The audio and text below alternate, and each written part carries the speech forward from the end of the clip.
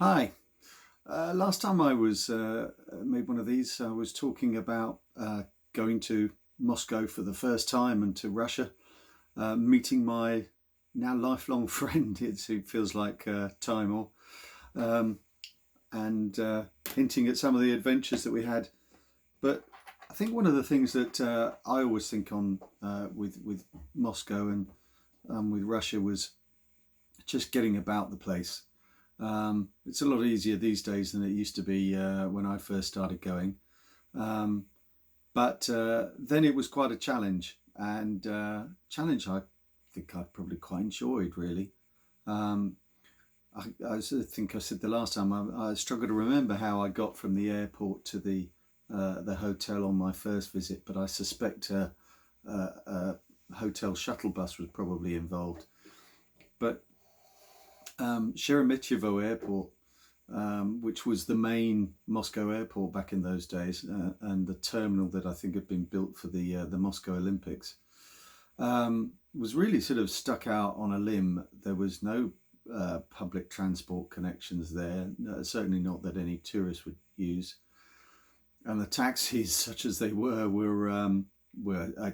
famously mafia run. So if you decided you were going to jump in one of those, there were plenty of guys, hassling you as you came out of the arrivals hall to offer you a lift in a taxi, and you would be paying whatever they told you had to pay, which would have been uh, I don't know, $100 to get into Moscow or something crazy. And it's one of those things where Russia coming out of communism into a more free market economy still really hadn't got to grips with things like that. Taxis just weren't really a big thing in Moscow at all. Very hard to find or to come by. And it did make getting your way around more interesting. And that's one of the reasons I fell in love with the Moscow Underground. The Moscow Metro is phenomenal. It's not the most modern. It's not got the most up to date rolling stock on it, but it's incredibly efficient. I know years ago the London mayor went out to Moscow with a delegation of people to look at how Moscow ran the metro, to try and understand how it was so efficient, and to see if they could do the same for the London Underground. Sadly, they never, whatever lessons they learned, they failed to implement, because London Underground's never worked as well as the Moscow Metro. And at the peak times in Moscow on the Underground there, you'd have a train coming into a station just about every minute, and there were timers on the end of the platforms, and they would start at zero.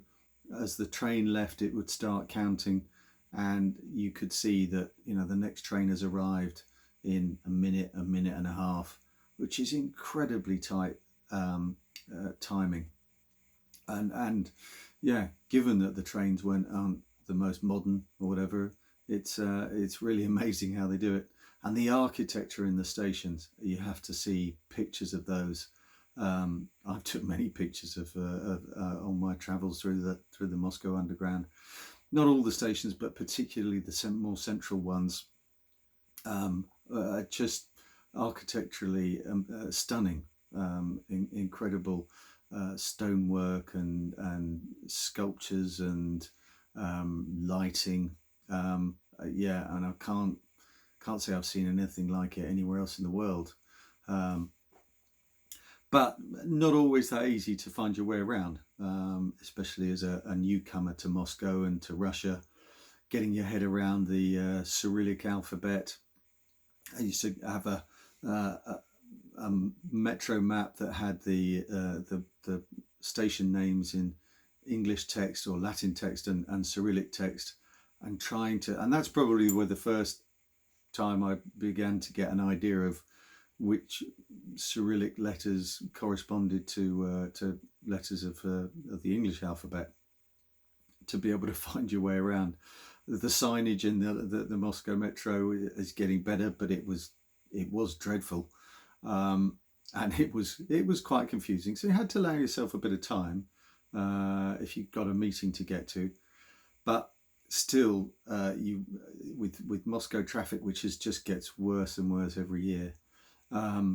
Still the quickest and the cheapest way to get around, and I loved it. But of course, the Moscow Metro won't get you everywhere, just as metros don't in all cities. And I remember on an early trip, probably only my second or third trip, I'd been to see my sort of anchor client in Moscow, which was Pepsi.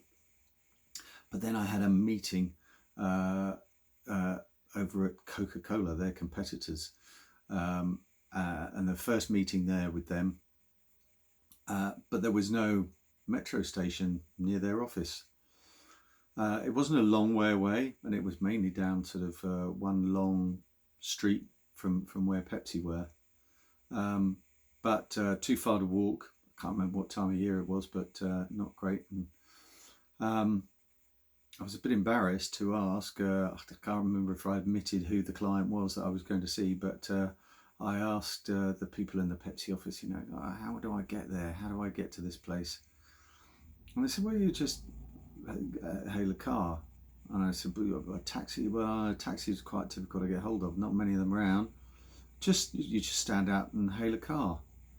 And that's when I discovered this tradition in Moscow of standing at the side of the street and just signaling that you needed a lift, the kind of Russian equivalent of